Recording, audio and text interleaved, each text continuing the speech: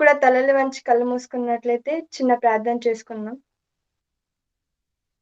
పరలోకమందున్న మా కన్న తండ్రి, నేటి దినాన్ని చూడలేక ఎంతోమంది మట్టికి మన్నైపోతున్నప్పటికిని, అట్టి వారిలో మమ్మల్ని ఉంచక తండ్రి, మీ అపారమైన ప్రేమ చేత మమ్మల్నందరినీ బ్రతికించి, మా జీవితాలలో తండ్రి మరొక దినాన్ని మీరు దయచేసిన విధానానికే వందనాలు తండ్రి. మీరిచ్చిన ఈ విలువైన సమయమున కొన్ని నిమిషముల పాటు మీ మాటలను మేము నేర్చుకున్నటకు సిద్ధపడి ఉండగా, మరి చెప్పబోతున్నటువంటి నాకు మంచి జ్ఞానాన్ని, వాక్శక్తిని దయచేసి, విననై ఉన్నటువంటి మీ పిల్లలకు అర్థమయ్యే రీతిగా ఉన్నట్టుకు సహాయము దయచేస్తారని నమ్ముచున్నాం తండ్రి. మరి మాకు ఇంతటి మహాజ్ఞాన సంగతులను నేర్పిస్తున్నటువంటి జయశైలి తాతయ్యని జ్ఞాపకం ఉంచుకొని తండ్రి, తాతయ్య ద్వారా మరింత మహాజ్ఞాన సంగతులను మేము నేర్చుకుంటకు సహాయం దయచేస్తారని నమ్ముచు, ముందున్న సమయాన్ని అంతటిని కూడా తండ్రి మీ చేతులకు అప్పగిస్తూ చిన్ని ప్రార్థనను మా ప్రభువును రక్షకుడిని యేసుక్రీస్తు నామమున అడిగి వేడుకొంచున్నాం తండ్రి. ఆమేన్. దేవుని పనికి రాని నీవు ప్రార్థించుట న్యాయమా? దేవుని పనికి రాని నీవు ప్రార్థించుట న్యాయమా? ప్రియులారా, మరి ఈ పాఠాన్ని మనం ఆలోచిస్తున్నప్పుడు ఈ పాఠంలో మనకు కనిపించే ముఖ్యమైనటువంటి పదాలు రెండుగా మనకు కనిపిస్తుంది. ఒకటి ప్రార్థన, రెండు పని. మనం ఆలోచిస్తుంటే నేటి క్రైస్తవ సమాజంలో ఎక్కువగా మనకు ప్రార్థన కనిపిస్తుంది, కానీ పని అన్నది చాలా తక్కువ. అనగా ప్రార్థనకి ఇచ్చే అంత ప్రాముఖ్యత పనికి ఇవ్వడం మనం కనిపించదండి. మనం పెద్ద పెద్ద పట్టణాలు మొదలుకొని మారుమూల పల్లెల వరకు మనం ఆలోచిస్తున్నప్పుడు ప్రతి ఒక్కరు కూడా ప్రార్థనకి ప్రాముఖ్యతనిస్తూ ఉంటారు. మరి చాలా వరకు ప్రార్థనే ధ్యేయంగా, మరి ప్రార్థనే ఆయుధంగా భావించేవారు కనిపిస్తుంటారు. ఇంకా మనం ఆలోచిస్తుంటే ప్రార్థనా పరులని, ప్రార్థనా వీరులని, అంటే ప్రార్థన అన్నది క్రైస్తవ జీవితంలో చాలా ప్రాముఖ్యం అని భావిస్తూ ఉంటారు. మరి వాక్యానికి కూడా ఇవ్వనంత ప్రాముఖ్యత నేడు ప్రార్థనకి ఇచ్చేవారు మనకి ఎక్కువగా కనిపిస్తుంటారండి. మరి మనం ఆలోచిస్తుంటే మరి సాధారణ ప్రార్థన మొదలుకొని ఉపవాస ప్రార్థనలని, సంపూర్ణ ఉపవాసాల ప్రార్థన అని, గొలుసు ప్రార్థన అని, అలాగే చూసి ప్రార్థనలో చాలా రకాలుగా వారు నిర్ణయించుకొని ప్రతి విషయానికి ప్రతి క్షణం ప్రార్థనే మనకు ధ్యేయం అన్నట్లుగా వారు భావిస్తున్నారండి. మరి ఇంతకీ ప్రార్థన అనగా ఏంటి అన్నప్పుడు, ప్రార్థన అన్నది దేవునితో మనం మాట్లాడేది. మనం దేవునితో మాట్లాడడానికి దేవుడిచ్చినటువంటి అద్భుతమైనటువంటి అవకాశం ఏమైనా ఉందా అంటే అది కేవలం ప్రార్థన మాత్రమే. మరి ఈ ప్రార్థనను మనం ఎంత చక్కగా ఉపయోగించుకోవాలండి. అనగా మనం దేవునితో మాట్లాడే అవకాశాన్ని ప్రార్థన అంటున్నాం. మరి దేవుడు మనతో మాట్లాడాలి అంటే ఎలాగండి అంటారా? ఇదిగో మనందరి చేతిలో ఉన్నటువంటి ఈ 66 పుస్తకాలు కలిగినటువంటి బైబిల్. మరి ఈ బైబిల్‌ని మనం చదువుకుంటున్నప్పుడంతా దేవుడు మనతో మాట్లాడుతున్నారని మనం అర్థం చేసుకోవాలి. అలాగే ఇప్పుడు మనకు అర్థమైనటువంటి విషయాలు 2. ఏంటి అన్నప్పుడు మనం దేవునితో మాట్లాడాలి అంటే ప్రార్థన చేయాలి. అదే దేవుడు మనతో మాట్లాడాలి అంటే వాక్యం చదువుకోవాలి. ఇప్పుడు మనకు ఈ రెండిటిలో కూడా ఏది ముఖ్యం అని మనం చూస్తున్నప్పుడు దేవుడు మనతో మాట్లాడడమే చాలా ప్రాముఖ్యం అని. ఎలాగంటారా? ఉదాహరణకు మనం ఆలోచిస్తున్నప్పుడు ఒక పాఠశాలలో టీచర్స్ ఉంటారు, స్టూడెంట్స్ ఉంటారు. అయితే టీచర్స్ మాట్లాడేది ఎక్కువగా ఉండాలి, స్టూడెంట్స్ మాట్లాడేది తక్కువ ఉండాలి.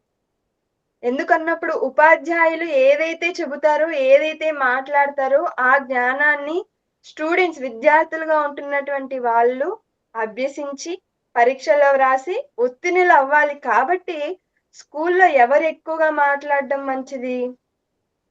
ఉపాధ్యాయులు మాట్లాడడం మంచిది. మరి మన ఆత్మీయ జీవితం కూడా దినదినము పెంపొందించుకోవాలన్నా, మనం దేవునికి దగ్గరవ్వాలి అన్నా, మనం ఏం చేయాలి అన్నప్పుడు, ఇదిగో దేవుడు మనతో మాట్లాడాలి. అనగా వాక్యాన్ని మనం చదువుకోవాలండి. కానీ మనం చూస్తుంటే చాలా వరకు వాక్యానికి ఇవ్వనంత ప్రాముఖ్యత కూడా నేటి దినాన ప్రార్థనకు ఇస్తున్నట్లుగా మనకు కనిపిస్తుంది. మనం ఆలోచించామనుకోండి ఎవరి గురించో కాదు, మన గురించే క్రైస్తవ సమాజం గురించే మనం ఆలోచిస్తున్నప్పుడు, మరి ఎవరైనా పెద్దలు గాని, సంఘ సేవకులు గాని ఎవరైనా మన ఇంటికొచ్చినప్పుడు, మనం కొంచేపు వాక్యం చెప్పండి అంటామా? లేదండి. ఏమని చెబుతాం? మా కొరకు ప్రార్థించండి అంటాం. అనగా మనం వాక్యానికి కూడా ఇవ్వనంత ప్రిఫరెన్స్ దేనికిస్తున్నాము అన్నప్పుడు ప్రార్థనకిస్తున్నాం. ఇంకా మనం ఆలోచిస్తుంటే పరీక్షలు వ్రాస్తూ ఉంటారు. స్కూల్స్‌లో కానీ, కాలేజెస్‌లో కానీ, అలా పరీక్షలు వ్రాస్తున్న సమయంలో ప్రార్థించమని మనం అడుగుతూ ఉంటాం. అంతేకాని వాక్యం చెప్పండి అని మనం అడగం. ఇంకా మనం ఆలోచిస్తుంటే వ్రాసే పెన్ను కోసం ప్రార్థిస్తుంటారు. ఎగ్జామ్ హాల్ టికెట్ కోసం ప్రార్థిస్తూ ఉంటారు. నూనె కోసం ప్రార్థిస్తూ ఉంటారు. ఇలా ప్రార్థించే పెన్ను కానీ, ప్రార్థించిన నూనె కానీ, ఇవన్నీ కూడా చాలా విలువైన వాటి ధర పెట్టి అమ్ముతూ ఉండడం మనకు కనిపిస్తుందండి. అంటే వీళ్ళ దృష్టిలో ప్రార్థన అన్నది ఎలా అయిపోయింది అన్నప్పుడు ఒక వ్యాపారంలా చేసేసారండి. ఎందుకు పర్టిక్యులర్‌గా వీళ్ళే ప్రార్థించాలి అని ఏమన్నా దేవుడు చెప్పాడా అనంటే లేదు. ఇంకా మనం ఆలోచిస్తుంటే చాలా వరకు టీవీ ఛానెల్స్‌లో కానీ, పెద్ద పెద్ద సేవకులు గాని, వారు చెబుతూ అక్కడ స్క్రోలింగ్‌లో ఏమేస్తూ ఉంటారంటే, ప్రార్థన సహాయం కావాల్సిన వారు మాకు సంప్రదించండి. మేము ప్రార్థిస్తాము అని. అనగా ప్రార్థన అనేది కేవలం కొంతమంది మాత్రమే చేసేదేనా? గొప్పవారి ప్రార్థనలే దేవుడు వింటాడా? మరి వారి మొరనే దేవుడు ఆలకిస్తాడా? ఇంతకీ ఎవరి ప్రార్థన దేవుడు ఆలకిస్తాడు అని మనం బైబిల్‌లో చూస్తుంటే, అక్కడ మనకు ఒక చక్కటి మాట వ్రాయబడి ఉంటుందండి. మనందరికీ తెలిసిన మాటే. దేవుడు పాపుల మనవి ఆలకింపడు అని ఉంటదండి. అంటే దేవుడు పాపుల మనవి ఆలకింపడా? ఇప్పుడు ప్రార్థనా సహాయం కోరుకునే వాళ్ళందరూ కూడా ఎలా కోరుకుంటారు? అయ్యా! మా కొరకు మీరు ప్రార్థించండి. అంటే వాళ్ళేమో పాపులుగా, తప్పు చేసిన వారిగా, ప్రార్థించే వారేమో నీతిమంతులుగా, పరిశుద్ధులుగా కాదండి. మరింతకీ పాపి మనవి ఆలకింపను అన్నాడు కదా! మరింతకీ పాపి అనగా ఎవరు? పాపం చేసిన వారు అని. మరింతకీ పాపము అనగా ఏంటి? పాపము అనగానే ఇదిగో ఆజ్ఞను అతిక్రమించడమే పాపము అన్నాడు మన దేవుడు. మరింతకీ ఆజ్ఞను అతిక్రమించడం అంటే ఏంటండి అంటారా? మనకు ఆజ్ఞలు అనగానే కేవలము ఆనాడు దేవుడు ఇశ్రాయేలుకిచ్చినటువంటి 10 ఆజ్ఞలుగానే మనకు కనిపిస్తుంటది. ఒకవేళ నిజంగా అవే ఆజ్ఞలు అని మనం అనుకుంటే, మరి ఆదాము, హవ్వలు ఆజ్ఞను అతిక్రమించి పాపం చేసెను అని ఉంటది. మరి ఇంతకీ వారికి ఏ ఆజ్ఞలున్నావని వాటిని అతిక్రమించారు అనంటే లేదండి. మరి ఏంటి అన్నప్పుడు ఇదిగో ఆజ్ఞ అతిక్రమం అనగా ఆజ్ఞ దేవుని యొక్క మాట. దేవుని పలికిన ప్రతి మాటలు కూడా మనకు ఆజ్ఞలే. మరి ఆ దేవుని మాటను మనం అతిక్రమించటం వలన ఆనాడు ఆదాము, హవ్వలు దేవుని మాటను మీరటం వలన ఆజ్ఞాతిక్రమము చేసి పాపములోనికెళ్ళిపోయారండి. మరి మనం పాపులుగా కాక దేవుడు మన మనవి ఆలకించాలి అనంటే మనం ఎలా ఉండాలి అన్నప్పుడు ఆజ్ఞను అతిక్రమించే వారిగా మనం ఉండకూడదు. అలా ఆజ్ఞలను పాటిస్తూ మనం ఉన్నప్పుడు దేవుడు మన మనవి ఆలకిస్తారట అండి. మరి ఇంతకీ మనం పాపం చేయకుండా అనగా దేవుని ఆజ్ఞను అతిక్రమించకుండా ఉండడానికి దేవుడేమైనా మాట ఇచ్చారా? దేవుడేమైనా మాట ఇచ్చారా? ఆజ్ఞలిచ్చారా అన్నప్పుడు, ఇగో మనకి ఈ గ్రంథమందు మనకు అనేక మాటలు మనకు కనిపిస్తుందండి. అందులో ఒక్కదాని గురించి మనం ఆలోచిస్తున్నప్పుడు, యేసుక్రీస్తుల వారు ఆయన పరలోకానికి ఆరోహణమవుతూ మనందరికీ కూడా ఇచ్చినటువంటి మాట.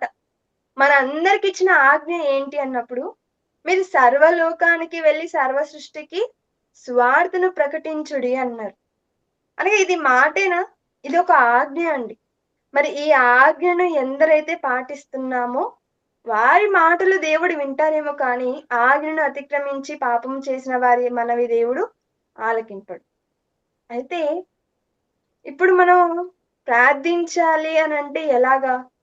అందరికి వినిపించేలాగా మైకులు పెట్టి, సౌండ్ సిస్టమ్‌లు పెట్టి మనం ప్రార్థించాల్సిన అవసరం లేదండి. మనం దేవునితో మాట్లాడడానికి గట్టిగా అరవాల్సిన అవసరం లేదు. ఎందుకు అన్నప్పుడు మన దేవునికి వినికిడి సమస్య ఏమీ కూడా లేదు. మరి దేవునికి ఎలా ఉన్నప్పుడు కూడా అర్థమవుతుందో తెలుసా? మనం నోటిలో సణుగుకున్నా కూడా దేవునికి వినిపిస్తుందంటండి. ఏంటి సణుక్కుంటే కూడా దేవునికి వినిపిస్తుందా అంటే అవునండి. మరి కొరింథీయులకు రాసిన పత్రికలో చెబుతూ ఉంటారు. ఇదిగో మీరు సనగకుడి, వారిలో కొందరు సనిగి సంహారకుని చేతిలో నశించిరి అని ఉంటది. అనగా సంహారకుని దూత చేత చనిపోయారట. ఎందుకు అన్నప్పుడు సన్నగడం వలన. మనకు సన్నగడం దేవునికి వినిపిస్తదా అన్నప్పుడు చాలా స్పష్టంగా గూడా వినిపిస్తుందండి. ఇంకా మనం చూస్తుంటే కీర్తనాకారుడు చెప్తాడు, దేవా మాట నా నాలుకకు రాక మునుపే నీకన్నీ కూడా తెలిసిపోయినది. వాటిని నువ్వు పరిశోధిస్తున్నావు అన్నాడు. అంటే మనం ఏమి మాట్లాడాలో మనకు తలంపు పుట్టక మునుపే, మనం ఇది మాట్లాడాలి అని అనుకోని, మన నోటి నుండి వెలుపలికి రాక మునుపే దేవునికి తెలిసిపోతుందటండి. మరలా తెలిసిపోతున్నప్పుడు మనం గట్టి గట్టిగా అరవడం అవసరమా? మనం గట్టి గట్టిగా కేకలు వేయడం అవసరమా? లేదండి. మనం కేవలం దేవుని గురించి తలంచుకున్న దేవునికి వినిపిస్తుంది. కానీ నిజానికి నేటి దినాన మనం ఆలోచిస్తున్నప్పుడు, అసలు ప్రార్థనకున్నటువంటి ప్రాముఖ్యతను నేడు క్రైస్తవులు మర్చిపోయినట్లుగా మనకు కనిపిస్తుందండి. చాలా తక్కువ చేసిన వారిగా. అనగా ప్రార్థన అనగా మనం దేవునితో మాట్లాడుతున్నాము అనంటే ఎంత భయపడి మనం మాట్లాడాలండి. మనం ఏది అడుగుతున్నామో ఒకటికి 10 సార్లు మనం ఆలోచించుకోవాలండి. ఇప్పుడు మనం ఉదాహరణకు ఈ భూమి మీద మనం ఉంటున్నటువంటి ఈ సమాజంలో మనం ఆలోచిస్తున్నప్పుడు, మనం ఎవరికైనా సీఎం గారితో మాట్లాడాలి అనుకున్నామనుకోండి. అప్పుడు సీఎం గారితో మాట్లాడాలి అని అనుకుంటే మనకు అపాయింట్‌మెంట్ కావాలి. అపాయింట్‌మెంట్ దొరకడం కొరకు మనం వాళ్ళనో, వీళ్ళనో ఎవరినో ఒకరిని ద్వారా పట్టుకొని ఆ సీఎం అపాయింట్‌మెంట్ తీసుకొని అతని దగ్గరికి వెళ్లి, మనం ఏం మాట్లాడాలి అన్నది మనం చాలా జాగ్రత్తగా సిద్ధపడాలి. ఆ సీఎం దగ్గరికి ఎళ్లి, "అయ్యా మా వీధిలో లైట్ పని చేయలేదయ్యా" అనంటే ఊరుకుంటారా అండి? ఊరుకోరు. నేను ఎవరిననుకున్నావు? నేను ఈ రాష్ట్రానికి ముఖ్యమంత్రిని. అలాంటి నా దగ్గరకొచ్చి నువ్వు మీ వీధిలో లైట్ వెలగలేదని చెబుతావా? ఈ లైట్‌ని బాగు చేయడానికి ఇదిగో కార్పొరేటర్స్ ఉన్నారు. ఎంతోమంది అధికారులున్నారు. వాళ్ళందరికీ చెప్పకుండా ఇదిగో నాకొచ్చి చెప్తున్నావా? నా స్థాయి ఏంటో తెలుసా? నా హోదా ఏంటో తెలుసా? అంటాడు ఒక సీఎం. అంటే ఈ భూమి మీద కేవలం ఒక రాష్ట్రాన్ని పరిపాలించేటువంటి ముఖ్యమంత్రి దగ్గరికి వెళ్లి ఆయనను కలుసుకొని ఏమి మాట్లాడాలో మనం ఆలోచించుకొని మాట్లాడాలి. మరి ఇది ఎంత వాస్తవమో, ఒక రాష్ట్రాన్ని ఏలే అధిపతికే ఇంత ఉన్నప్పుడు, మరి ఈ ముల్లోకాలను ఏలుతున్నటువంటి చక్రపతి మనం ఆయన్ను అడగాలంటే మనం ఇంకెంత ఆలోచించాలండి? అసలు కలిగి ఉన్నది ఏది కూడా ఆయన లేకుండా కలగలేనప్పుడు, మనం అనుభవించేది కూడా అది ఆయన చేసినప్పుడు, మనలను ఈ భూమి మీద బ్రతికిస్తున్నప్పుడు, మనం ఆయనతో మాట్లాడే అవకాశాన్ని ఆయన మనకిచ్చినప్పుడు, దాన్ని ఎంత చక్కగా మనం సద్వినియోగపరుచుకోవాలండి. కానీ చాలా వరకు దుర్వినియోగం చేసేస్తున్నారండి. దేవుడు మనకు నేడు అధికారులు పెట్టినట్లు సమయం ఏం మనకు దేవుడు పెట్టలేదు. ఈ సమయంలో వస్తేనే నేను వింటాను. ఫలానా సమయంలో ప్రార్థన చేస్తేనే నేను వింటాను అని దేవుడు చెప్పలేదండి. ఆయన ప్రతి సమయమందు కూడా ఎవరు ఎక్కడ ఎలా ప్రార్థిస్తున్నా ఆయన వింటారు. కానీ ఆయన ఇచ్చినటువంటి అవకాశాన్ని మనం పాడు చేసేసుకుంటున్నాం. ఏవి అడగాలో అవి అడగకుండా అడగనక్కరలేనివన్నీ కూడా మనం అడిగి దేవుణ్ణి విసిగిస్తున్నామని. అందుకే దేవుడు ఒక మాట చెబుతున్నాడు. ఒకసారి యెషయా గ్రంథంలో మనం చూస్తుంటే మొదటి అధ్యాయం 15వ వచనంలో మీరు మీ చేతులు చాపునప్పుడు మిమ్మును చూడక నా కన్నులు కప్పుకొందును. మీరు బహుగా ప్రార్థన చేసినను నేను వినినను మీ చేతులు రక్తంతో ఉన్నవి. నేను వినను మీ చేతులు రక్తంతో నిండి ఉన్నవి. మిమ్మును చాలండి. మరి ఇక్కడ మనం చూస్తున్నప్పుడు ఆయన చెబుతున్న మాట ఏంటో తెలుసా అండి? మీరు బహుగా ప్రార్థించినను అనగా మీరు ఎంత పెద్ద సిస్టమ్‌లు పెట్టుకొని అరిచినను, కేకలు వేసినను, గొల్ల పెట్టినను నేను వినను. అదే చెప్తున్నాడు. మీరు బహుగా ప్రార్థన చేసినను నేను వినను అంటున్నాడండి. మరి ఎవరి ప్రార్థన వింటాడాయన? మరి బైబిల్లో దేవుడు ఎవరి ప్రార్థనలైనా విన్నట్లుగా మనకు కనిపిస్తుందా? ఒకవేళ వారి ప్రార్థనలను దేవుడు వింటే, మరి మన ప్రార్థనలను కూడా దేవుడు వినాలంటే మనం ఏం చేయాలి? అన్నది మనం ఆలోచించుకొని ముగించుకుందామండి. మరి మొదటిగా మనం ఆలోచిస్తున్నప్పుడు, దేవుడు బైబిల్‌లో ఎవరి ప్రార్థనైనా విన్నారా? విని జవాబిచ్చారా? అన్నది మనం ఆలోచిస్తుంటే, మొట్టమొదటిగా మోషే గారు మనకు కనిపిస్తుంటారు. ఏంటి మోషే గారు దేవునితో మాట్లాడారా? అవును. దేవునికి ప్రార్థన చేశారా? ప్రార్థన అనగానే మనం దేవునితో మాట్లాడడం. మరి ఇంతకీ మోషే గారు మాట్లాడారా? ఆయన యొక్క ప్రార్థన దేవుడు విన్నాడా? లేదా? అన్నది మనం చూస్తుంటే నిర్గమకాండము 32వ అధ్యాయము 10వ వచనంలో మనం చూస్తుంటే కావున నీవు ఊరకుండుము, నా కోపము వారి మీద మండును, నేను వారిని కాల్చివేసి నిన్ను గొప్ప జనముగా చేసేదనని మోషేతో చెప్పగా, మోషే చదవాల సిస్టర్. చదవండి. మోషే తన దేవుడైన యెహోవాను బ్రతిమాలుకొని, యెహోవా, నీవు మహాశక్తి వలన బాహుబలము వలన ఐగుప్తు దేశం నుండి రప్పించిన నీ ప్రజల మీద నీ కోపము మండనేలా? ఆయన కొండలలో వారిని చంపునట్లును భూమి మీద నుండి వారిని నశింపజేయనట్లును కీడు కొరకే వారిని తీసుకొని పోయినని ఐగుప్తీయులు ఏల చెప్పుకొనవలెను. నీ కోపాగ్ని నుండి మల్లుకొని నీవు నీ ప్రజలకు ఈ కీడు చేయక దాని గూర్చి సంతాపపడము. అలా నీ మోషే గారు దేవునికి చెబుతున్నారట. దేవుడు మోషే గారికి చెప్పారట. ఇదిగో మోషే, నేను వీరందరిని కూడా నాశనం చేయాలనుకుంటున్నాను. వీరందరిని కూడా నశింపజేసి నిన్ను గొప్ప జనముగా చేస్తాను అని చెప్పాడండి. కానీ మోషే అందుకు ఒప్పుకోలేదు. ఎందుకో తెలుసా? అయ్యా, ఒకవేళ నువ్వు కానీ వాళ్ళని నాశనం చేస్తే నీ గురించి తప్పుగా అనుకుంటారయ్యా. నీ పేరు పోతుందయ్యా. ఇదిగో నీ నామ ఘనత కొరకు నువ్వు ఏదైతే చేయాలనుకుంటున్నావో అదంతా కూడా దెబ్బతింటుందయ్యా. నిన్ను ఎవరు కూడా మహిమపరచరయ్యా. నీ అద్భుత కార్యములు ఎవరు కూడా చూడరయ్యా అని మోషే బ్రతిమలాడుకుంటాడండి. అలా బ్రతిమలాడుకున్నప్పుడు ఆయన చెబుతున్న మాట ఏంటో తెలుసా? మోషే గాడు 13వ అధ్యాయంలో మనం చూస్తుంటే, ఇదిగో నీ సేవకులైన అబ్రహామును, ఇస్సాకును, ఇశ్రాయేలుకు జ్ఞాపకము చేసుకొనుము. ఒక్కసారి జ్ఞాపకం చేసుకోవయ్యా. ఎందుకంత కోపపడుతున్నావు నువ్వు? ఇదిగో నీవు వారితో చెప్పిన మాట ఏంటి? ఆకాశ నక్షత్రముల వలె మీ సంతానము అభివృద్ధి చేసి, నేను చెప్పిన ఈ సమస్త భూమిని మీ సంతానమునకిచ్చెదనని నీవు. వారు నిరంతరము దానికి హక్కుదారులగుదురని వారితో నీ తోడని ప్రమాణము చేసి చెప్పితివి కదా! కాబట్టి అంతట యెహోవా తన ప్రజలకు చేసేదనని చెప్పిన కీడును గూర్చి సంతాపపడెను.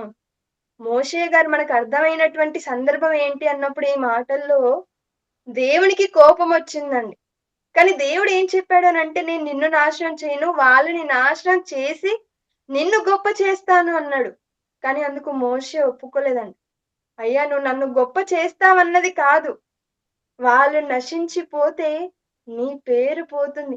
నీ మాట పోతుంది. ఇదిగో ఆనాడు అబ్రహాము, ఇస్సాకులు, యాకోబులకు మాటిచ్చావా? ఆకాశ నక్షత్రముల వలె చేస్తానన్నావా? ఆ మాట ఏమైపోతుందయ్యా అని ఇదిగో ఒక్కసారి జ్ఞాపకం తెచ్చుకోవయ్యా అని ఆయన మొరపెట్టగా, దేవుడు ఆ మాటను విని, నిజమే కదా! నేను మాటిచ్చాను కదా! అసలు నా కోపం ఇంత కోపము రావడం ఏంటి? అని ఆయనకొచ్చినటువంటి కోపాన్ని బట్టి ఆయన సంతాపపడ్డాడట. అంటే ఒక భక్తుని ప్రార్థన అనగా ఇక్కడ మోషే గారు మనం చూస్తుంటే ఆయన కొరకు ఆయన ప్రార్థించుకోలేదండి. ఇశ్రాయేలీయులు నాశనం కాకుండా వారిని తప్పించుటకు, వారిని బ్రతికించుటకు ఆయన ప్రార్థించారు. ఆ ప్రార్థన దేవుడు విన్నాడు. అనగా మొదటిగా మనకు మోషే గారు కనిపిస్తున్నారు. మోషే గారిలో మనం ఆలోచించవలసింది, నేర్చుకోవాల్సింది ఏంటి అన్నప్పుడు, ఆయన తన కొరకు ప్రార్థించక, దేవుని యొక్క ప్రజల కొరకు ఆయన ప్రార్థించాడు, వేడుకున్నాడు. చివరికి కాపాడుకున్నట్లుగా మనకు కనిపిస్తుంది. ఇక రెండవ వ్యక్తిని మనం చూస్తుంటే మోషే గారి యొక్క శిష్యుడండి. అనగా మోషే గారి తర్వాత అంతటి నాయకత్వాన్ని వహించినటువంటి నాయకుడుగా మనకొక యెహోషువ గారు కనిపిస్తున్నారు. మరి యెహోషువ గారి ప్రార్థన దేవుడు విన్నాడా? మరి యెహోషువ గారు ప్రార్థించారా? ఒకవేళ ప్రార్థిస్తే అసలు ఎలాంటి ప్రార్థన చేశాడో ఒక్కసారి మనం మన చేతిలో ఉన్నటువంటి గ్రంథంలోని యెహోషువ గ్రంథం 10వ అధ్యాయము 12 నుంచి మనం చూస్తుంటే, యెహోవా ఇశ్రాయేలు ఎదుట అమోరీయులను అప్పగించిన దినమున ఇశ్రాయేలీయులు వినుచుండగా యెహోషువకు యెహోషువ యెహోవాకు ప్రార్థన చేసెను. సూర్యుడా నీవు గిబియోనులో నిలువుము, చంద్రుడా నీవు అయ్యాలోను లోయలోను నిలువుము. జనులు తమ శత్రువుల మీద పగ తీర్చుకొని వరకు సూర్యుడు నిలిచెను, చంద్రుడు ఆగెను అను మాట యాషారు గ్రంథంలో రాయబడి ఉన్నది కదా. సూర్యుడు ఆకాశ మధ్యమున నిలిచి ఇంచుమించు ఒక నాడెల్లా అస్తమింప త్వరపడలేదు. యెహోవా ఒక నరుని మనవి వినిన ఆ దినము వంటి దినము దానికి ముందే గాని దానికి తర్వాతనే గాని ఉండలేదు. నాడు యెహోవా ఇశ్రాయేలు పక్షముగా యుద్ధము చేసెను. ఎంత ఆశ్చర్యం! మనం చదువుకుంటూ వెళ్తే మనకు అర్థమవుతుందో లేదో కానీ ప్రియులారా, ఒక్కసారి మనం అక్కడ ఆగి మనసు పెట్టి ఆలోచిస్తున్నప్పుడు అసలు మతిపోతుందని. ఎందుకు అన్నప్పుడు, ఒక నరుడు ప్రార్థనను దేవుడు విన్నట్లుగా అంతటి ముందు కానీ, తర్వాత కానీ ఎన్నడూ కూడా జరగలేదట. ఏం ప్రార్థించాడో తెలుసండి యెహోషువ గారు? తన కొరకు తను ప్రార్థించలేదండి. ఇక్కడ ఆయన గురించి మనం చూస్తుంటే, యుద్ధం జరుగుతుంది. ఆ యుద్ధంలో ఇశ్రాయేలు గెలవాలి అనంటే సూర్యుడు అస్తమించకూడదు. చంద్రుడు రాకూడదు. ఒకవేళ అవి వస్తే యుద్ధం ఆగిపోతుందో లేదా యుద్ధంలో వీరు నశించిపోతారో తెలియదు. కాబట్టి ఆ యుద్ధం వీరు విజయం పొందాలన్నా, ఆ యుద్ధం జరగాలి అన్నా సూర్యుడు అస్తమించకూడదు. చంద్రుడు రాకూడదు. కాబట్టి ఆయన ప్రార్థించాడు ఏమని? సూర్యుడా నీవు గిబియోనులో నిలువుము. చంద్రుడా నీవు అయ్యాలోను లోయలో నిలువుము. మనం కూడా చాలా వరకు మనకు తెలిసిన వాళ్ళకి ఫోన్ చేసి చెబుతూ ఉంటాం. ఇదిగో మేమండి ఊర్లో లేము, మీరు అక్కడే నిలిచిపోండి. ఇదిగో మీరు పలానా ప్రాంతంలో ఆగిపోండి అంటుంటాం. మనం సాటి మనిషిగా చెబుతూ ఉంటాం. ఒక్కొక్క సందర్భాలలో మనం చెప్పిన మాటను కూడా లెక్క చేయరండి. మనం ఆగమన్నా కూడా ఆగరు. మీరు అక్కడే ఉండండి అన్నా కూడా ఉండరు. కానీ ఒక మనిషిగా ప్రకృతిలో ఉన్నటువంటి సూర్యుడిని, చంద్రుడిని ఆపగలిగాడనంటే యెహోషువ గారిలో ఉన్నటువంటి ఆ విశ్వాసం అంటారా? ఆయన ఒక భక్తి అంటారా? ఎంత గొప్పదిగా మనకు కనిపిస్తుందండి. సూర్యుడా నీవు గిబియోనులో నిలిచిపో, చంద్రుడా నీవు అయ్యాలోను లోయలో నిలిచిపో అని చెప్పి, ఇదిగో ఇశ్రాయేల్ శత్రువులందరూ కూడా హతించే వరకు అదంతా నిలిచిపోయిందన్నాడు. సూర్యుడు ఆకాశ మధ్యలో నిలిచి ఇంచుమించు ఒక నాడెల్లా అస్తమింప త్వరపడలేదు. ఒక రోజంతా అంటండి. ఇలా ఒక రోజంతా కూడా సూర్యుడు, చంద్రుడు ఆగిపోయినట్లుగా, అంతేకాకుండా ఒక మనిషి మనవి వినిన ఆ దినము వంటి దినము దానికి ముందే కానీ, తర్వాతే కానీ లేదట. అంటే యెహోషువ గారి గురించి మనం ఆలోచిస్తుంటే, ఈయన కూడా ఈయన కొరకు కాకుండా ఇశ్రాయేలీయులు కాపాడడానికి, ఇశ్రాయేలీయులు విజయం పొందడానికి ఈయన ప్రకృతిని స్తంభింపజేసిన వ్యక్తిగా మనకు కనిపిస్తుందండి. ప్రార్థనతో. అంతేనా? యెహోషువ యెహోవాకు ప్రార్థన చేసెను. యెహోషువ యొక్క ప్రార్థన, ఆయన యొక్క మనవి యెహోవా వినెను. ఆ వినిన ప్రార్థనకు ఆయన ప్రతిఫలము ఇచ్చెను.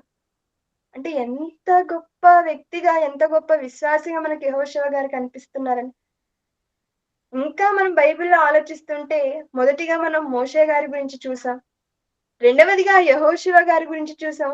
ఇప్పుడు మూడవదిగా మనం చూస్తుంటే యాకోబు పత్రిక 5వ అధ్యాయము 17-18 వరకు మనం చూస్తుంటే, ఏలీయా మన వంటి స్వభావం గల మనుషుడే.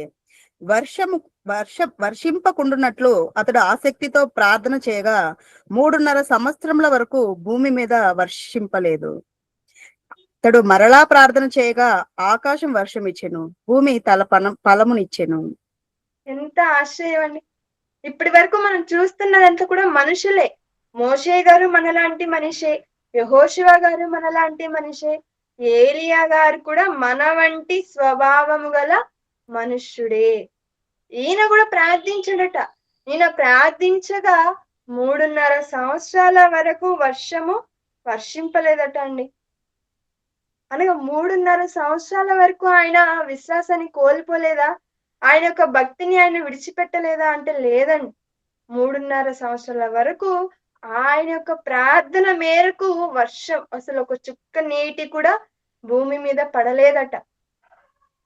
ఆ తర్వాత ఆయన ప్రార్థింపగా ఆ తర్వాత భూమి ఫలించిందంట. అంటే ఏలియా గారిలో మనం చూస్తున్నప్పుడు ఏలియా గారిలో ఉన్నటువంటి నమ్మకం, విశ్వాసం అంటారా? అనగా ఆయన ప్రార్థించాడు. ఎంత విశ్వాసం ఉండాలని. మనం ప్రార్థించడానికే ఆలోచిస్తాం. ఒకవేళ దేవుడు నా ప్రార్థన వింటాడా? వింటే నాకు జవాబు ఇస్తాడా? ఒకవేళ మనకు వెంటనే రాలేదనుకోండి, అసలు నేను నమ్ముతున్న దేవుడు నిజమేనా అనే ఆలోచనలకు మనం వెళ్ళిపోతూ ఉంటాం. కారణం ఏంటి అన్నప్పుడు ఇదిగో యెహోషువ గారికి వెంటనే జవాబిచ్చాడు. వెంటనే ఆయన ప్రార్థించాడు, సూర్యుడు, చంద్రుడు ఆగిపోయాడు. ఏలియా గారు ప్రార్థించారు, వర్షం ఆగిపోయింది. ఆయన ప్రార్థించాడు, మళ్ళా వర్షం కురిసింది. నేను ప్రార్థిస్తుంటే దేవుడు నాకేమి ఇవ్వలేదేంటి అని మనం ఆలోచిస్తూ ఉంటామండి. కానీ మనం గుర్తుంచుకోవాల్సింది ఏంటి అన్నప్పుడు, దేవుణ్ణి మనం అడిగేది కూడా మనం దేవునికి మెచ్చినదై, నచ్చినదై ఉండాలి. ఈ భూమి మీద ఎవరు ఇవ్వలేనిది మనం దేవుణ్ణి అడగాలి. అంతేకాని భూమి మీద ఉన్న తండ్రి ఇవ్వగలిగినదే పరలోకమందున్న తండ్రిని మనం అడిగామనుకోండి, ఇద్దరికి కూడా వ్యత్యాసం ఉండదు కదండి. అదే ఎవరు ఇవ్వలేనిది మనం అడిగామనుకోండి, ఖచ్చితంగా మన తండ్రి మనకు ఇస్తారు. ఇంతకీ ఎవరు అడగనిది ఎవరైనా అడిగి పొందుకున్నారా అన్నది మనం ఒకసారి బైబిల్లో చూస్తుంటే, మొదటి రాజుల గ్రంథము 3వ అధ్యాయము 7, 8, 9 వచనాలు మనం చూస్తుంటే, నా దేవా యెహోవా, నీవు నా తండ్రి అయిన దావీదునకు బదులుగా నీ దాసుడనైన నన్ను రాజుగా నియమించి ఉన్నావు. అయితే నేను బాలుడను, కార్యములను జరుపుటకు నాకు బుద్ధి చాలదు. నీ దాసుడైన నేను నీవు కోరుకొనిన జనుల మధ్య ఉన్నాను. వారు విస్తరించి ఉన్నందున వారిని లెక్క పెట్టుటయు వారి విశాల దేశమున తనిఖీ చేయుటయు అసాధ్యము. ఇంత గొప్పదైన నీ జనమునకు న్యాయము తీర్చగలవాడెవడు? కాబట్టి నేను మంచి చెడ్డలు వివేచించి నీ జనులకు న్యాయము తీర్చినట్లు నీ దాసుడనైన నాకు వివేకము గల హృదయము దయచేయము. సొలొమోను చేసిన ఈ మనవి ప్రభువునకు అనుకూలమైన గనుక దేవుడు అతనికి ఇలాగు సెలవిచ్చెను. దీర్ఘాయువునైనను ఐశ్వర్యంనైనను నీ శత్రువుల ప్రాణమునైనను అడుగక న్యాయములను గ్రహించుటకు వివేచన అనుగ్రహించమని నీవు అడిగితివి. నీవు ఇలాగున అడిగినందున నీ మనవి ఆలకించుచున్నాను. బుద్ధి వివేకములు గల హృదయము నీకిచ్చుచున్నాను. పూర్వీకులలో నీ వంటి వాడు ఒకడునూ లేడు, ఇక మీదట నీ వంటి వాడు ఒకడునూ ఉండడు. మరియు నీవు ఐశ్వర్యమును ఘనతను ఇమ్మని అడగకపోయినను నేను వాటిని కూడా నీకు ఇచ్చుచున్నాను. అందువలన నీ దినములన్నిటను రాజులలో నీ వంటి వాడు ఒకడైనను నుండడు. ఇక్కడ మనం ఆలోచిస్తుంటే సొలొమోను గారి ప్రార్థన మనకు కనిపిస్తున్నారు. ఏమంటే బైబిల్లో సుదీర్ఘమైన ప్రార్థన చేసిన వ్యక్తిగా మనకు దావీదు కుమారుడైనటువంటి, అనగా మహారాజు దావీదు గారి కుమారుడైనటువంటి సొలొమోను గారే మనకు కనిపిస్తుంటారండి. మరి ఈ ప్రార్థనలో ఆయన కోరిన మనవి ఏంటో తెలుసా అండి? ఐశ్వర్యాన్ని ఇమ్మని చెప్పలేదు, ధనాన్ని ఇమ్మని చెప్పలేదు, ఆస్తిని ఇమ్మని చెప్పలేదు, పదవులు ఇమ్మని చెప్పలేదు, చదువు ఏమి అడగలేదండి. ఆయన ఏం అడిగారో తెలుసా? ఇదిగో ప్రభువా, నీ ప్రజలను నేను చూసుకున్నట్లు, వాళ్ళకి న్యాయం తీర్చినట్లు నాకు జ్ఞానమును, వివేకమును నాకు దయచేయండి అని అడిగినప్పుడు, సొలొమోను చేసినటువంటి ఈ మనవి ప్రార్థన ప్రభువు నాకు అనుకూలమాయను అని ఉంది చూడండి. అనగా దేవునికి అనుకూలంగా ఉందట. ఎందుకు అన్నప్పుడు సొలొమోను గారు తన కొరకు తనేమి అడగలేదండి. తన ప్రజలను ఏలుటకు తనకు కావాల్సిన జ్ఞానాన్ని, వివేకమును అడిగారు.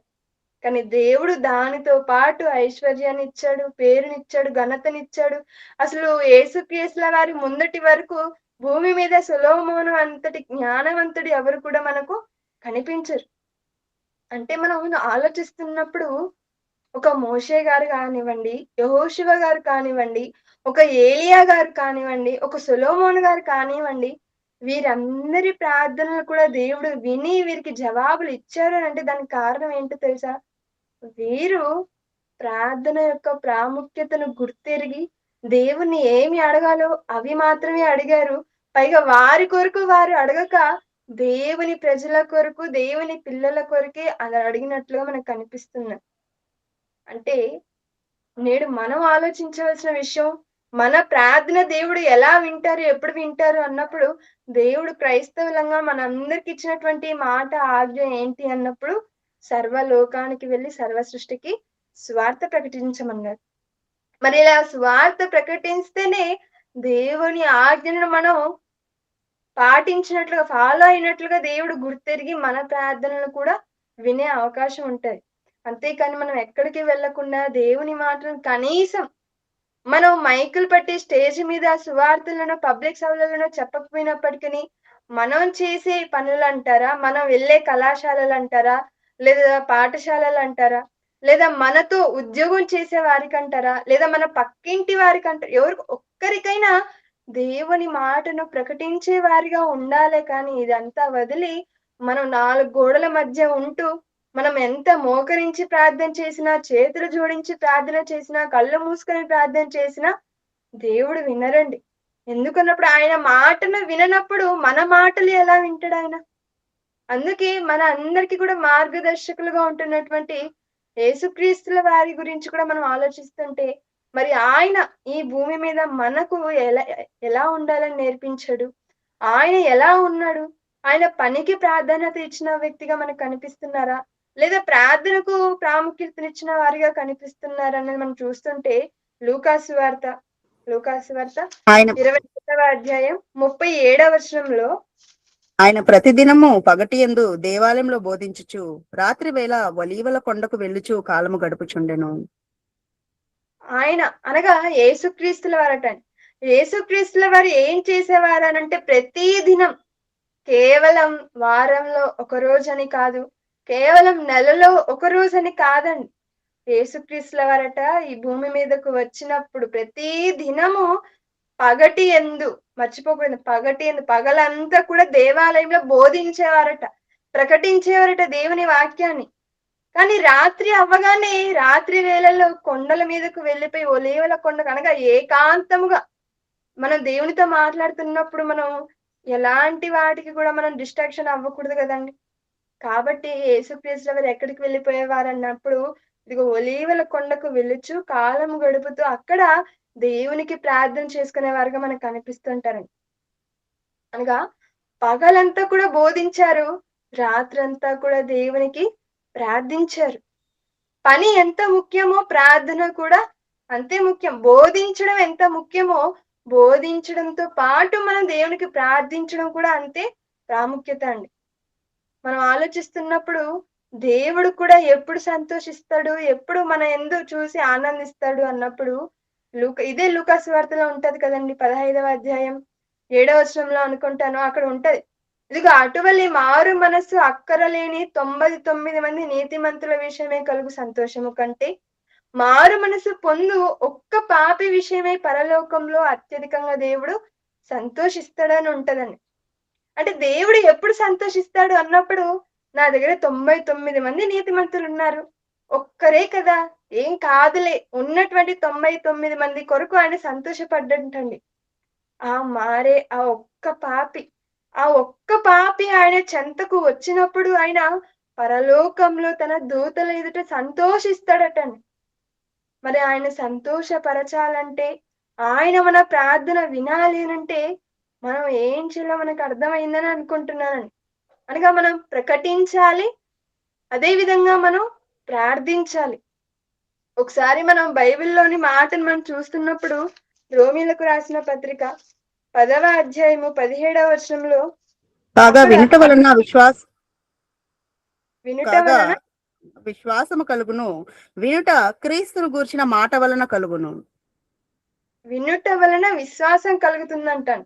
ఒక పాపి మారాలి అనంటే మనం మన ఇంట్లోనో, గదిలోనో కూర్చొని ప్రార్థిస్తే పాపి మారడు. అలా పాపి మారాలి అంటే దేవుని మాటలను వినిపింప చేయాలి. ఆ మాటలు కూడా ఎవరిదై ఉండాలట అండి? క్రీస్తును గూర్చిన మాటలు అయి ఉండాలి. ఇప్పుడు దేవుడు అడిగే ప్రశ్న ఏంటి అన్నప్పుడు, నీవు నాకు ప్రార్థిస్తున్నావు మంచిదే. కానీ నేను చెప్పిన మాటను పాటిస్తున్నావా అని అడుగుతారండి. ఇంక దేవుని పనికి మనము పనికొస్తున్నామా లేదా అన్నది మనం ఆలోచించాలి. అలా దేవుని పనికే మనం పనికి రాకపోతే, అలా మనం పని చెయ్యక మనం ప్రార్థించడం ఎంతవరకు న్యాయం? ఒక ఉదాహరణ మనం ఆలోచించుకుందామండి. ఒక తండ్రి ఉన్నాడు. ఆ తండ్రికి ఏకైక కుమారుడున్నాడండి. ఆ కుమారుడిని చిన్నప్పటి నుంచి అల్లారుముద్దుగా పెంచుతూ, అసలు ఎప్పుడు కూడా ఏ తప్పు చేసినా శిక్షించకుండా అనగా ఒక్కగానొక్క కొడుకు, చాలా కాలం తర్వాత పుట్టిన కొడుకు అని ప్రేమిస్తూ, పెంచుతూ తన ముదిమి వరకు చూసుకున్నాడు. ఇక తనకు వయసు అయిపోయింది. ఇప్పుడు తన కుమారుడు తనను చూసుకునే పరిస్థితి ప్రారంభమైంది. కానీ అలాంటి తరుణంలో ఆ కుమారుడు తండ్రిని చూసుకోట పోగా, తండ్రి నువ్వంటే నాకు చాలా ఇష్టం. చిన్నప్పటి నుంచి నన్ను బాగా చూసుకున్నావు, బాగా పెంచావు. అన్నీ ది బెస్ట్ ఇచ్చావు అని చెప్పుకుంటూ ఉంటే సరిపోతుందా? లేదా తండ్రికి కావాల్సినవి ఇస్తూ, చూసుకుంటూ ఆ వృద్ధాప్యం ఉందన్న తండ్రి అవసరాలను తీర్చడం ముఖ్యమా అన్నప్పుడు, తండ్రి యొక్క అవసరాలను తీరుస్తూ, ఆయన ఆరోగ్యాన్ని చూసుకుంటూ, ఆయనకు ఆహారాన్ని పెట్టడమే ముఖ్యం. ఇది ఎంత వాస్తవమో, మనం కూడా మన తండ్రికి మనం పని చేస్తూ, ఆయన మనకిచ్చినటువంటి బాధ్యతలను నెరవేరుస్తూ, మనం దేవునికి మొరపెట్టినప్పుడు ఖచ్చితంగా ఆయన మనవి ఆలకిస్తాడు. ఒకవేళ మనం అలా పని చేయక ప్రార్థిస్తూ ఉన్నామనుకోండి, అలాంటి వారికి దేవుడు చెప్పే మాటేంటో ఒకసారి మనం చివరిగా చూసుకొని ముగించుకుందామండి. మత్తయి సువార్త 7వ అధ్యాయము 21 నుంచి మనం చూస్తుంటే, ప్రభువా ప్రభువా అని నన్ను పిలిచి ప్రతివాడును పరలోక రాజ్యంలో ప్రవేశింపుడు గాని పరలోకమందున నా తండ్రి చిత్త ప్రకారము చేయువాడే ప్రవేశించును. ప్రభువా ప్రభువా అని నన్ను పిలుచు ప్రతివాడు కూడా పరలోక రాజ్యంలో ప్రవేశింపడు. తండ్రి తండ్రి తండ్రి తండ్రి అని మనం పిలుస్తున్నప్పుడు దేవుడు మనం చేర్చుకోడట అండి. మరి ఏం చెల్లి, ఆ దినమందు అనేకులు నన్ను చూచి ప్రభువా ప్రభువా మేము నీ నామమున ప్రవచింపలేదా, నీ నామమున దెయ్యములను వెళ్ళగొట్టలేదా, నీ నామమున అనేకమైన అద్భుతములు చేయలేదా అని చెప్పుదురు. అప్పుడు నేను మిమ్మును ఎన్నడును ఎరుగను, అక్రమము చేయువారులారా నా యొద్ద నుండి పొండని వారితో చెప్పుదును. అంటే మనం పని చేయక ప్రార్థిస్తూ ఉన్నామనుకోండి, ఆ ప్రార్థన దేవుడు వినడట. వినకపోగా అసలు మీరు ఎవరో కూడా నాకు తెలీదు, ముందు నా ఎదుట నుంచి పొండి అని చెప్పేస్తారట. మరి దేవుడు మన మనవి వినాలంటే మనం ఏం చేయాలి అన్నప్పుడు ఖచ్చితంగా దేవుడు చెప్పినటువంటి మాటను మనం పాటించాలి. ఇప్పటి వరకు మనం ఏమి నేర్చుకున్నాము అని మనం ఒక్కసారి అన్నిటిని కూడా రివర్స్ చేసుకుంటూ వస్తే, అసలు మనం నేర్చుకున్న పాఠం ఏంటి అన్నప్పుడు, దేవుని పనికి రాని నీవు ప్రార్థించుట న్యాయమా? లేదా దేవునికి పనికి రాని నీవు, అర్థమవుతుందా? దేవుని పని చెయ్యక, లేదా దేవునికే ప్రయోజనం కాక మనం ప్రార్థిస్తున్నప్పుడు, అలాంటి ప్రార్థించడం మనకు న్యాయమా అన్నది మన ప్రశ్న. మనకు మనమే వేసుకోవాలండి. అలా మనం ఆలోచిస్తున్నప్పుడు పని ముఖ్యమా? ప్రార్థన ముఖ్యమా? చాలా మంది ప్రార్థనే ధ్యేయంగా, ప్రార్థనే ఆయుధంగా భావిస్తూ ప్రార్థనకే ప్రాముఖ్యత ఇచ్చేవారుగా మనకు కనిపిస్తున్నారు. అయితే మనం బైబిల్‌లో నుంచి మనం ఆలోచిస్తున్నప్పుడు, ఇదిగో ఒక మోషే గారంటారా? ఒక యెహోషువ గారంటారా? ఒక ఏలీయా గారంటారా? ఒక సొలొమోన్ గారు అంటారా? వీరందరూ కూడా ప్రార్థించారు. వెంటనే జవాబులు పొందుకున్నారు. ఎందుకు అన్నప్పుడు వారి మనవులు, వారి ప్రార్థనలు దేవునికి అనుకూలంగా ఉన్నాయండి. అలా దేవునికి అనుకూలంగా మన ప్రార్థనలు కూడా ఉండాలి అంటే ఏం చేయాలి అన్నప్పుడు, దేవుడు చెప్పిన మాటలను మనం వినాలి. దేవుడు ఏం చెప్పాడండి అన్నప్పుడు, ఇదిగో సర్వ లోకానికి వెళ్లి సర్వ సృష్టికి సువార్తను ప్రకటించండి అన్నాడు. ఒకవేళ అందరిని మనం కాపాడలేకపోయినప్పటికీ కొంతమందినైనా అగ్నిలో నుండి లాగినట్టు వారిని మనం రక్షించే ప్రయత్నం మనం చెయ్యాలి. కాబట్టి ఈ పాఠం ద్వారా అందరికీ కూడా అర్థమైందని భావిస్తున్నాను. ఒకవేళ ఎవరికైనా కూడా సందేహాలు ఉన్నయెడల చివరిలో అడగవలసిందిగా కోరుకుంటూ, మరి ఈ మాటలతో నన్ను నేను హెచ్చరించుకుంటూ, మీ అందరిని కూడా హెచ్చరిస్తూ ముగిస్తున్నాను. కళ్ళు మూసుకున్నట్లయితే అందరం ప్రార్థించుకుందాం. పరలోకమందున్న మా కన్న తండ్రి, ఇప్పటి వరకు మీ మాటలను మేము నేర్చుకొని ఉండగా, నేర్చుకున్న మేము, తెలుసుకున్న మేము తండ్రి, పని చేస్తూ మిమ్మును ప్రార్థించే వారిగా ఉండగలిగే జీవితాలను మాకు దయచేయండి తండ్రి. మేమందరం కూడా ఎల్లప్పుడూ మా తుది శ్వాస వరకు తండ్రి, కొంతమందినైనా రక్షించే వారిగా ఉంటూ, పరలోకమందున్న మిమ్మును సంతోషపరిచే వారిగా ఉంటూ, మేమును వారును అందరం కూడా మీరున్న లోకానికి చేరేలాగా సహాయం దయచేస్తారని నమ్ముచున్నాం తండ్రి. మరి ఈ కార్యక్రమంలో మీ మాటలను మీటుకు చేరి వచ్చిన మీ పిల్లలను జ్ఞాపకం ఉంచుకొని తండ్రి, మరి ఇట్టి సమయాన్ని సద్వినియోగపరచుకొనక ఎంతో మంది లోకంలో కలిసిపోయినప్పటికీ అట్టి వారిలో మమ్మను ఉంచక, మమ్మను ఏర్పరిచి తండ్రి మాకు మంచి జ్ఞానాన్ని మీరు దయచేసిన విధానానికే వందనాలు తండ్రి. నేర్చుకున్న మేము, తెలుసుకున్న మేము మా జీవితాలలో పాటిస్తూ తండ్రి మీ చెంతకు చేరేవారిగా ఉన్నట్టుకు సహాయం దయచేయండి తండ్రి. ఎందరైతే ఇబ్బందులలోను, సమస్యలతోనూ, అనారోగ్యంతోనూ ఉంటూ మిమ్మల్ని ఆశ్రయించి ఉన్నారో మీ చిత్తం అయితే వారికి కావాల్సిన ప్రతిదీని కూడా దయచేస్తారని నమ్మొచ్చు తండ్రి. మీ చిత్తం అయితే మీ కుమారుని రాకడ ఆలస్యం అయితే మరొక పర్యాయము మేమందరం కూడా ఇలాగన కలుసుకొని మీ మాటలను నేర్చుకొని తండ్రి మీకు ఇష్టమైన వారిగా బ్రతుకుటకు సహాయము దయచేస్తారని నమ్ముతూ చిన్ని ప్రార్థనను మా ప్రభువును రక్షకుడైన యేసుక్రీస్తు నామమున మిక్కిలి వినయంతో బ్రతిమలాడి వేడుకొంచున్నాం తండ్రి. ఆమేన్.